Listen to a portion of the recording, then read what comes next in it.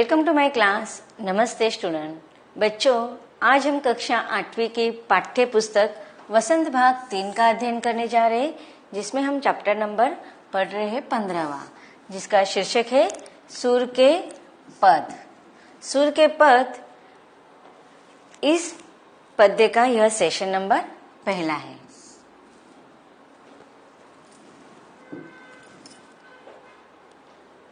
सुर के पद इसके रचयिता है सूरदास जी।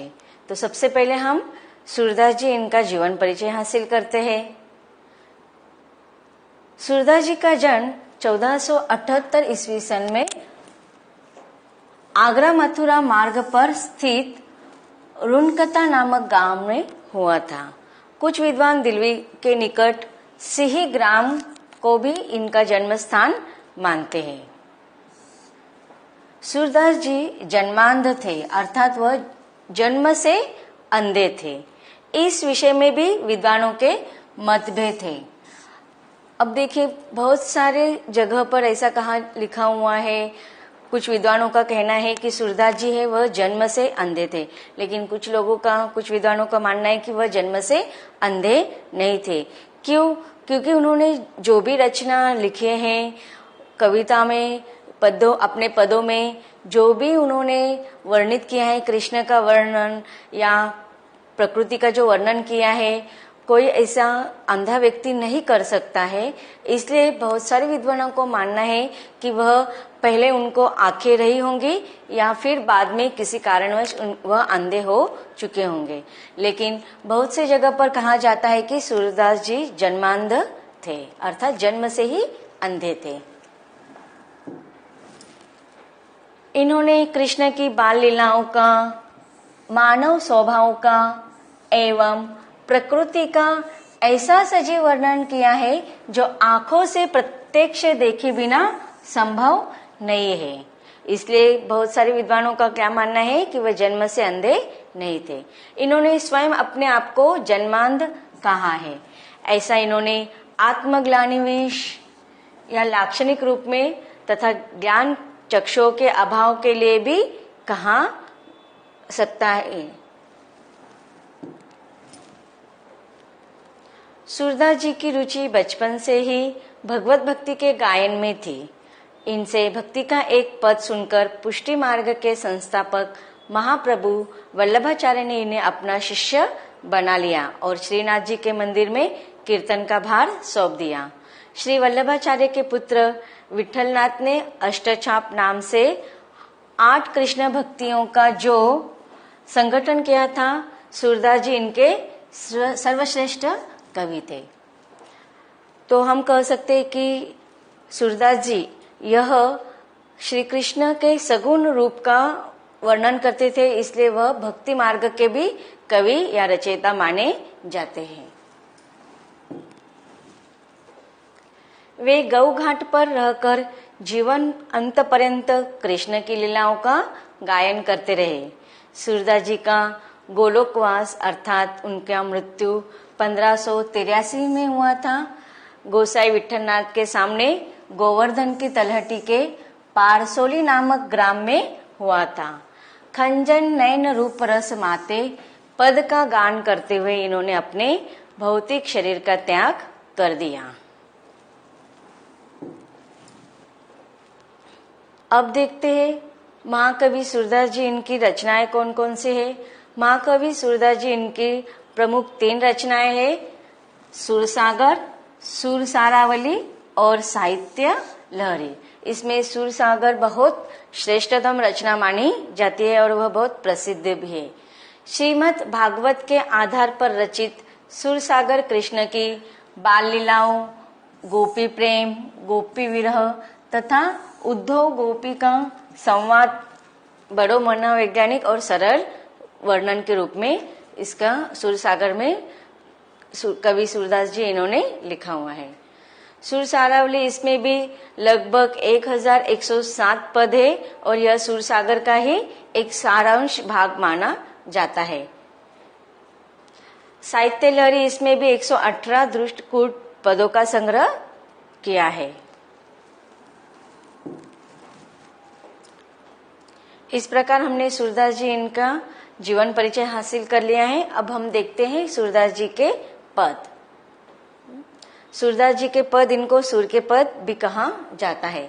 तो सबसे पहले हमारे पाठ्य पुस्तक में जो पहला पद है उसको हम विस्तार से पढ़ते हैं। मैया कबही बढ़ेगी चोटी, कितनी बार मोही दूध पियत भई, यह अजहू है छोटी। तू जो कहती बल्कि बेनी जो, है लंबी मोटी। काढ़त गुहत नहावत जय है, नागिनी सी भुई लोटी।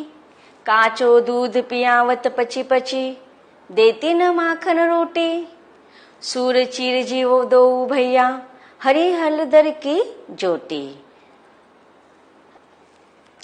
इस पद में सूरदास जी इन्होंने श्री कृष्ण के बाल लीलाओं का वर्णन किया है। जब वह बहुत ही छोटे थे और अपनी मैया यशोदा से वह नटखट बातें करते थे, तो यह जो पद है इसमें मैया यशोदा से बाल कृष्ण शिकायत कर रहे हैं। और कौन सी शिकायत कर रहे, पढ़ते हैं उसको। क्या कर रहे बाल कृष्ण अपने माता यशोदा से, मैया कब ही बढ़ेगी चोटी, हे माते मेरी चोटी जो छोटी है वो कब बढ़ेगी। कितनी बार मोही दूध पियत भई, कितनी बार मोही, मोही का अर्थ क्या है, मुझे। दूध पियत, पियत मतलब पीने को देते हैं आप। मैया कब ही, कब बढ़ेगी मेरी चोटी, कितनी बार मुझे आप दूध पीने को देती हैं। और यह अजहू है छोटी। अजहू, अजहू का अर्थ क्या होता है, अब भी। कि देखिए बचपन में माँ क्या करती है, बच्चों को बार बार दूध पीने के लिए कहती रहती है, लेकिन बच्चे हैं वो दूध पीते हैं नहीं। तो माँ क्या करती है, उनको दूध में अलग अलग चीजों को डालकर उनको दूध पिलाती रहती है। तो उसी प्रकार मैया यशोदा भी क्या करते हैं, श्री कृष्ण को दूध पीने के लिए बार बार कहते हैं, लेकिन वह दूध पीने से मना करते रहते हैं। तो उस समय मैया यशोदा क्या कहती है कि उनको पता है बाल कृष्ण को लंबे लंबे बाल बहुत अच्छे लगते, लंबी लंबी चोटी बहुत अच्छी लगती है, लेकिन उनके बाल बहुत छोटे थे। इसलिए वह उनको दूध पीने के लिए क्या कहती है कि वह कहती है कि अगर तुम हर रोज दूध पिएंगे आप तो आपकी चोटी बहुत ही लंबी हो जाएगी और जल्दी ही बढ़ जाएगी। तो इस प्रकार जब वो एक बार देखते हैं कि उनके बाल अभी भी छोटे ही है, तो उस समय वो अपने माता यशोदा से कहते हैं कि माँ आप हमेशा मुझे दूध पीने के लिए कहते हैं, और जब मैं दूध पीता हूँ फिर भी अजहू, अब भी मेरी बालों की चोटी छोटी है। तू जो कहती बल्कि बेनी जो। और देखो क्या कहती है माँ, क्या कहती कि बाल कृष्ण दूध पिया करे, इसलिए वह क्या कहती है कि तू जो कहती बल्कि बेनी, तुम जो कहती हो। बल, बल कौन है, बलराम जी, बल भैया दाऊ, उनको कहते बलराम। कौन है, श्री कृष्ण के बड़े भाई। तो देखिए यहाँ पर श्री कृष्ण को दूध अच्छा लगे, उनको वो बार बार पिए, इसलिए माँ क्या कहती है कि बल की बेनी जो, अगर तुम दूध पियोगे, हर रोज दूध पियोगे, तो बलराम की जैसे लंबे बाल, बल की बेनी जो, बेनी मतलब बालों की चोटी, तो बलराम के बेनी के जैसे है लंबी मोटी। तो जिस प्रकार बलराम के, अब देखिए बाल कृष्ण के बाल बलराम भैया से थोड़े छोटे थे, जबकि बलराम भैया के जो बाल थे उनकी बेनी लंबी थी, मोटी थी। तो इसलिए माँ बाल कृष्ण से कहते हैं कि अगर आप हर रोज दूध पिया करेंगे तभी आपके बाल भी बल भैया के जैसे, बलराम भैया के जैसे लंबे और मोटे हो जाएंगे, और चोटी बांधने के बाद वह बड़ी बेनी बन जाएगी। काढ़त गुहत नहावत जे। अब देखिए बच्चे हट करते ना, जिद करते, जो चीज उनके पास नहीं होती है वो बच्चों को माँ चाहिए होती है, तो ऐसे समय माँ उनको बहला फुसला कर अच्छी अच्छी चीजें करने के लिए प्रोत्साहित करती है। तो उसी प्रकार देखो छोटे बच्चे होते हैं, उनको बार बार नहाना भी अच्छा नहीं लगता है, बाल बनाना अच्छा नहीं लगता है। तो उस समय माँ यशोदा मैया उनसे कहती है कि अगर आपको आपके बाल बड़े होने चाहिए ना, बल भैया के जैसे, बलराम भैया के जैसे, तो तुम्हें क्या करना चाहिए, उसको हर रोज काढ़त गुहत, हर रोज उसको कंघी करना चाहिए, हर रोज उनकी निगाह रखनी, अच्छे से अच्छे उसको धोना चाहिए। नहावत जहे, तुम जैसे जैसे उसको कंघी करोगे, उसकी चोटी बनाओगे और हर रोज उसको धोने चाहिए। और हर रोज जब आप ऐसा करेंगे तो आपके बाल कैसे हो जाएंगे, इतने बड़े हो जाएंगे कि नागिनी सी भुई लोटी, नागिनी सी मतलब नागिन की तरह, भुई, भुई अर्थात जमीन। बलराम भैया के जैसे अगर आपको बाल चाहिए तो आपको हर रोज दूध पीना होगा और उसके साथ साथ बालों को कंघी से बनाना होगा, फिर रोज उसको धोना चाहिए और तभी आपके बाल नागिन की तरह इतने बड़े हो जाएंगे कि वह जमीन पर आ जाएंगे। काचो दूध पियावत पची पची, कवि कहते हैं कि बाल कृष्ण अपने माता से कहते कि काचो दूध पियावत पची पची, देती न माखन रोटी, कि आप मुझे बार बार कच्चा दूध पीने के लिए देते हो, पची पची बार बार, देती न माखन रोटी, मुझे तो बहुत प्रिय क्या है माखन और रोटी खाना, लेकिन आप मुझे माखन रोटी नहीं खाने को देती, आप सिर्फ मुझे बार बार कच्चा दूध पीने के लिए कहते हैं। सूर चिरजीव दो भैया, हरि हलदर की जोटी। अब देखिए सूरदास कहते हैं कि मैया यशोदे ऐसा अपने बालक के जब ये बाल सुहावने, जब उनके मन की भावनाओं को सुनते हैं तो वह बहुत खुश हो जाती है और चिरजीवों, चिरजीवों मतलब बहुत दिनों तक जीवित रहने का आशीर्वाद देती है। दो मतलब दोनों भैया को, कौन कौन, बाल कृष्ण और दाऊ भैया अर्थात बलराम जी।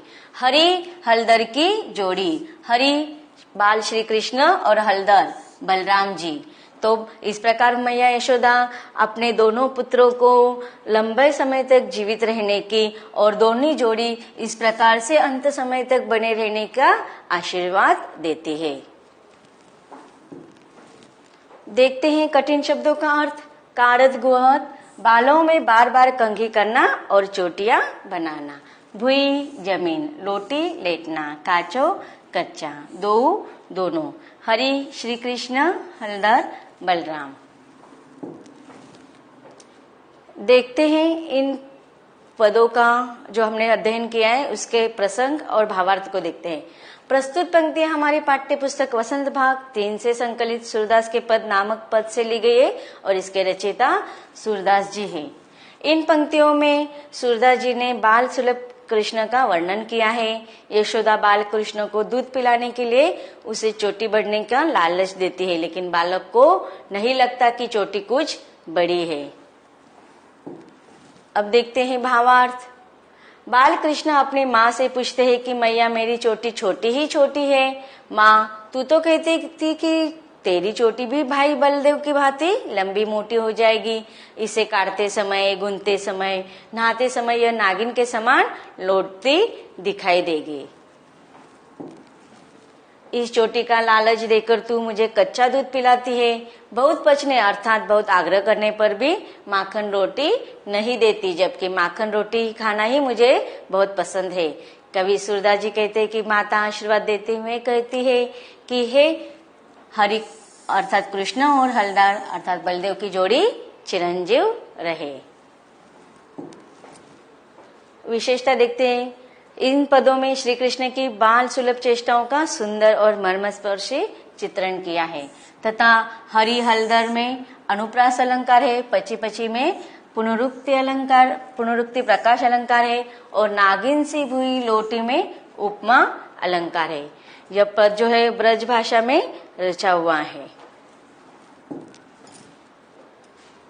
तो बच्चों अब तक हमने सुर के पद, इस पद में हमने सूरदास जी द्वारा लिखित पहले पद को हमने विस्तार के साथ पढ़ लिया है। अब दूसरे पद को हम पढ़ेंगे विस्तार के साथ, लेकिन इसके अगले भाग में।